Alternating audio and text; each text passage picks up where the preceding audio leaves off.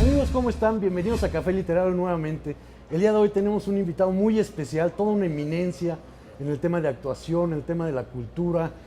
Bueno, tenemos ni más ni menos que a don Jorge Ortiz de Pinedo.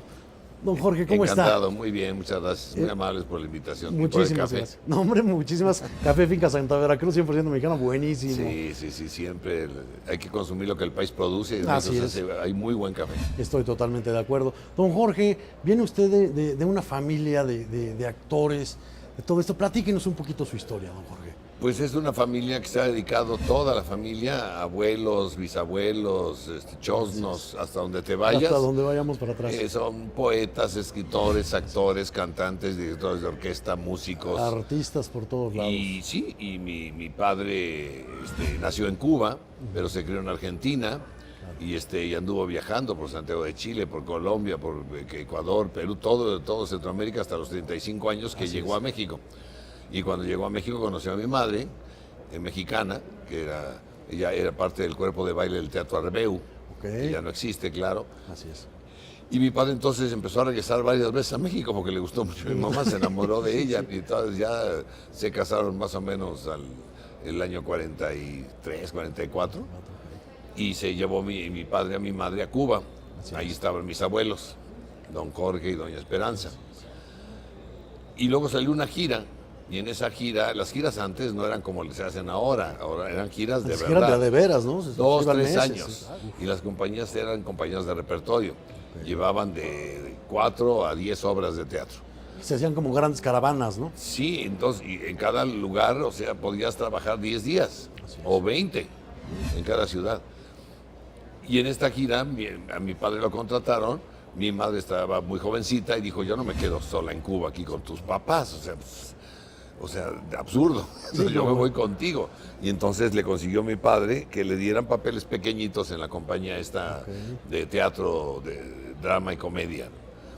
Y mi mamá se fue, pero ya iba embarazada. Y resulta que en esa época estaba prohibido que una mujer embarazada fuera a una gira. Por lo mismo, porque eran muy largas las giras y además porque había mucho conflicto para poder viajar. No había las comodidades de hoy. No es lo de hoy, claro. Hoy en día llamas y te vas en avión, ya es la primera clase, limusinas, etcétera. En ese entonces viajaban en lo que había. Camiones, trenes, burros, en lo que se podía barcos. Llegar. Mi padre me contaba que tuvo 2 naufragios. Uno en Río de la Plata y otro frente a las costas de Perú. Y entonces, imagínense, o sea, lo que es estar embarazada, entonces no podía embarazada, entonces mi madre pues se vendó como loca para que no se le notara. Pero ya los actores de la compañía, ya a los 8 meses le dijeron, ya, quítate esa venda que sí ya va a salir más chueco. Ya nos dimos cuenta todos, ¿no? Y entonces, ya mi madre se aflocó un poquito, pero ya no podía seguir trabajando, pero seguía con la compañía. Así es. Era muy divertida mi mamá, era muy simpática, se ganaba el aprecio de todo el mundo.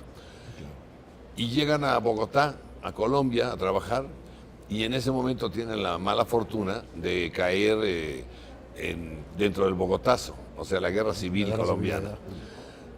Se arma la guerra, se quema medio Bogotá, me cuentan que fue una desgracia horrible. El teatro donde estaban mis padres se quemó, se incendió, entonces perdieron sus baúles, que era donde venía toda su ropa. Todo, claro. Y perdieron escenografía, toda la compañía se deshizo.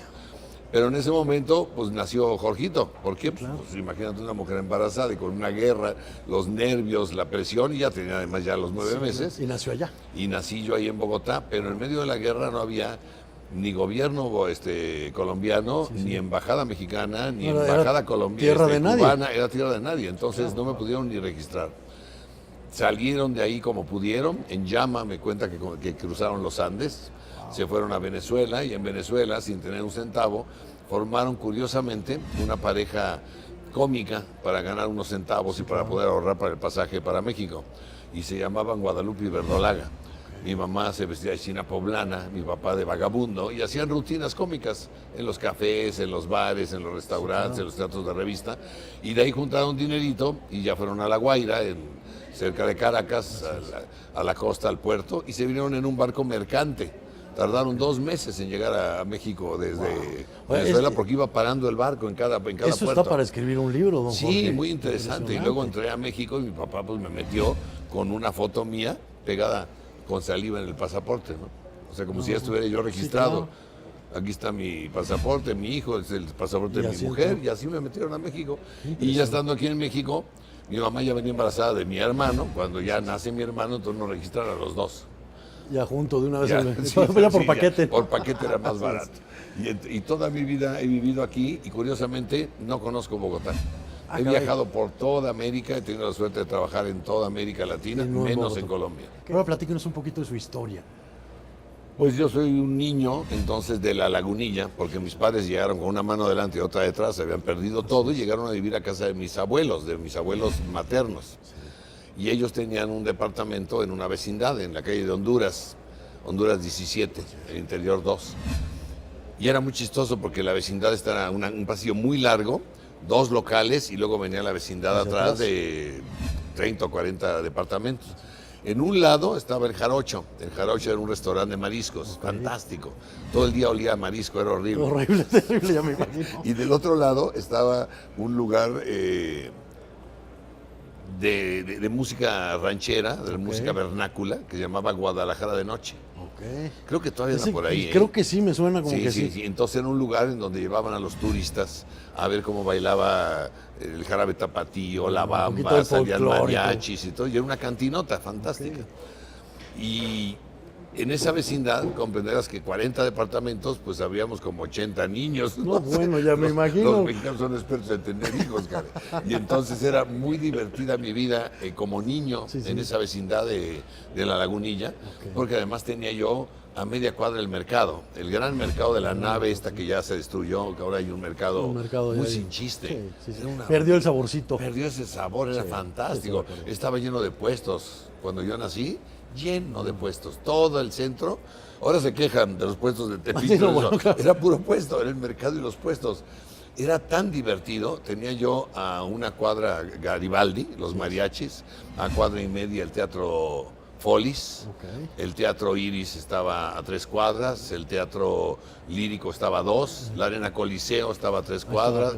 Entonces, para mí era como vivir en un mall. No, y lo que era el centro histórico. El centro histórico. Entonces, o sea, en ese centro tenías comida, diversión, había una feria fija en San Juan de Letrán y la calle de Honduras. Yo tuve la oportunidad de ver unos espectáculos magníficos que nadie se puede imaginar, pues como ver a Jorge Negrete y a Pedro Infante juntos en teatro, la única vez que se presentaron en el Lírico.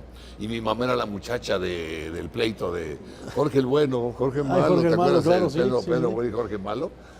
Y de ver a Agustín Lara, a Toña la Negra, a Pérez Prado, a Tongolele, y a los grandes cómicos, Tintán, Resortes, la época de oro. Tuve una suerte bárbara con eso. Apenas estaba empezando la televisión y el cine, pues era la época de oro del cine nacional.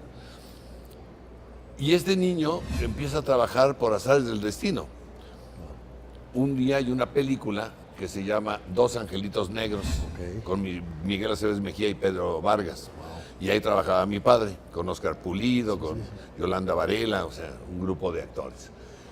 Y de repente hay una locación. Y en esa locación, detrás de los estudios San Ángel, o sea, donde está ahora Televisa, los estudios San Angelín, ahí en el backlot, en el gran terreno que había, montaron una feria. Y el productor, para ahorrarse a los extras, le dijo a todos los técnicos y a todos los actores, traigan a su familia para que se vea mucha gente en la feria. Y todo el mundo llevó a sus hijos, entre ellos estábamos mi hermano y yo. Pero el cine es impredecible. Se empieza a retrasar y a retrasar y a retrasar y se empieza a hacer de noche y se hace de noche en noche y mucha gente pues ya se van las señoras, se van los niños, ya llegaron como las 2 de la mañana y los únicos niños que estábamos ahí eran mi hermano y yo porque mi papá pues como estaba trabajando, ni modo que me mandaran en el tranvía, porque era que en tranvía para ir hasta el centro. Y había un papel de un niño y cuando el director dijo, a ver el niño que tiene que estar aquí, no, ya se fue. ¿Y qué vamos a hacer? Pues ahí está el hijo de Pinero, están Óscar o Jorge, ¿cuál? A ver, el más grandecito, que a lo mejor es el menos tonto. Y entonces me metieron a mí. Por descarte salió. Sí, por descarte. Y entonces hice mi primer beat. Sí. O sea, 3, 4 frases ahí que dije. Y ya no sé ni cómo empecé a hacer cine. Y de repente, en una obra de teatro, un actor llamado Sergio Elizondo le dieron la oportunidad en el Canal 11 de dirigir un programa. Okay.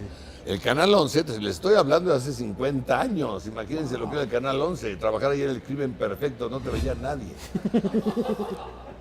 Entonces este muchacho le da la oportunidad de dirigir un programa. Sí, sí. Y yo era un niño, tenía yo 12 años de edad. Y me dice, Jorge, ayúdame, porque yo iba a los ensayos con mis papás, me sabía las obras de memoria. Ayúdame, pero ¿cómo te ayudo? Haz mi papel en un mayordomo. Le digo, pero ¿cómo va a ser 12 años vestido de mayordomo? Yo, entonces le pidió se permiso. va a parecer Pingüinito, ¿no? Sí, era con mi papá la obra, era una obra de mi padre que se llamaba Mi Familia. Wow. Y entonces le pidió permiso a mi papá y le dijo, don Oscar, tengo esto, yo soy director de escena y director de cámara, soy actor, muy jovencito, pero me da esta oportunidad y no la quiero desperdiciar, pero es el sábado. Yo obviamente me daría función. ¿No le permitiría usted a Jorge que hiciera el papel y que me ayudara? Y mi papá se le hizo muy buen puntacho que sí. Y entonces ya Pancho Müller, Paul Ortín, Carlos Riquelme, mi papá, el Borras también estaba ahí. Me apadrinaron de alguna manera y ahí te voy a escena. Hasta me hicieron un cuadrito. Hoy el actor Sergio Elizondo no podrá trabajar y hará su debut en teatro. Jorge Ortiz de Pinedo.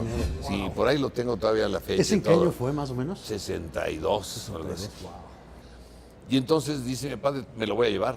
Y entonces me lleva a una gira que él estaba haciendo y él llevaba ya como 7 meses en Guadalajara. El Teatro Experimental de Jalisco está en el Parque Agua Azul, enfrente del Teatro del Seguro Social. Agarró ese teatrito él como empresa y cada 15 días cambiaba de obra. Todas las mañanas ensayaba y en las noches representaba la obra que seguía. Y a mí me llevó en las vacaciones, que antes eran de 2 meses y medio. Sí, eran 2 meses. Eran 2 meses y medio de vacaciones a estudiar. Claro que al mes y medio estaba yo harto de estar en el hotel, estudiando, encerrado. Y me dijo, te voy a dar chance, vas a trabajar en la próxima obra. Voy a trabajar, sí. Y entonces ya me llamó a una obra de teatro que se llama La locura de Don Juan, de Don Carlos Arniches. Y me dio un papel muy curioso porque es un papel de un mudo. O sea, un ayudante de cocina, el pinche de cocina, que tenía que ayudar. Mudo, era mudo, así era el personaje. Entonces, bueno, pues muy curioso, déjame contarte que yo me sentía actor, dije, ya voy a actuar, ahora sí voy a actuar, o sea, ya es mi papel, no es la suplencia. Y me hicieron mi traje de cocinero blanco y lo estuve usando en todos los ensayos. Claro, el día anterior del estreno, me di cuenta que estaba mugrosísimo el traje blanco, me estaba ensayando. Entonces lo mandé al hotel a que me lo lavaran. ¿Y cuál sería mi sorpresa? Que me lo regresan rosa. ¿Quién sabe con qué camisa del Necaxa o del Toluca la lavaron? Y salió rosa la condenada, el uniforme Entonces era yo la Pantera Rosa, era una cosa espantosa, alto, flaco y con cucurucho así hasta acá.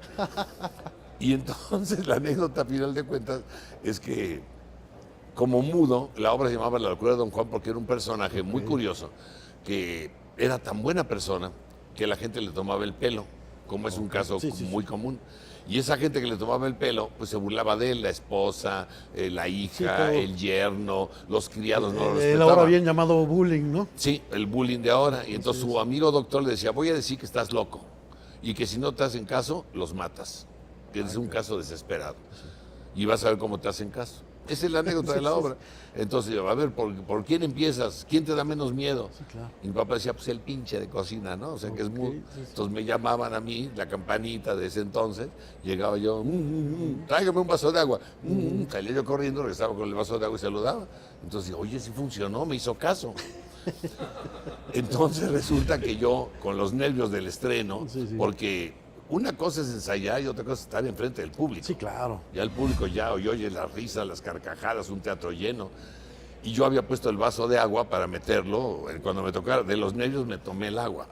Entonces, cuando salgo por el vaso de agua, vaya por el vaso de agua, veo que no tiene agua el vaso. Y en mi inocencia, un niño de 13 años, el agua, si no tiene agua me van a matar, cosa que si yo hubiera sido ya lo hubiera sacado más pensante, sacó el vaso así, mi papá hace como que toma ya y muere, ¿no? Así es. Pues salí corriendo al primer baño que me encontré. A llenarlo. A llenarlo. Y entonces entro justo al pie de regreso. Y en el pie de regreso, entre que pongo el vaso en la charola y entre que voy entrando, no me fijo en el metal que estaba abajo cubriendo la puerta. Me doy un tropezón fantástico, salgo volando con vaso, con charola, y en el aire grito, ¡ay, mamacita! Yo era mudo. Me estrello contra la chimenea. La gente muerta de risa, del trancazo, y mi padre se acercó y me dijo, habló el mudo, milagro, milagro. Y se acercó a mí, me levantó y me dijo, ni modo, vas a ser actor cómico. Y no, pero maravilloso. Y ahí empecé a trabajar ahí con él. Luego vine ahí al Teatro Iris, ahí hice ya mi debut oficial. Ahí empecé yo, o sea, ahí empecé a trabajar de verdad. ¿Y Cándido Pérez, cuándo llega Cándido Pérez? ¿Cuándo Cándido nace? Pérez es una serie argentina que trae Valentín Pimstein y que me ofrecen a mí hacerla. Y yo les comento que la podría hacer, pero que tiene que ser en un tono total de comedia, que no puede ser una telenovela, que esto no es melodramático, que es una comedia, una farsa. Ningún doctor inteligente puede decir las tonterías que dice Cándido Pérez, por Dios. Y entonces me dieron chance, la dirigí, la reescribí, la actué y fue un éxito brutal. Maravilloso, yo y me acuerdo ahora de verlo. La Familia de 10 es otro éxito también de la misma magnitud, porque son comedias familiares, comedias que le interesan al público, a la gente que tiene una familia y que sabe que esos personajes pueden ser reales, no, pueden y llevarles a la gente, ¿no? Un poco de diversión, un poquito. La risa es el alimento del espíritu. Sí, estoy de acuerdo. Ahorita que estamos sufriendo como estamos sufriendo los seres humanos que vivimos en este país. Don Jorge, se nos acaba desgraciadamente el tiempo. Pero ha sido un placer. No, hombre, le agradezco muchísimo esta entrevista.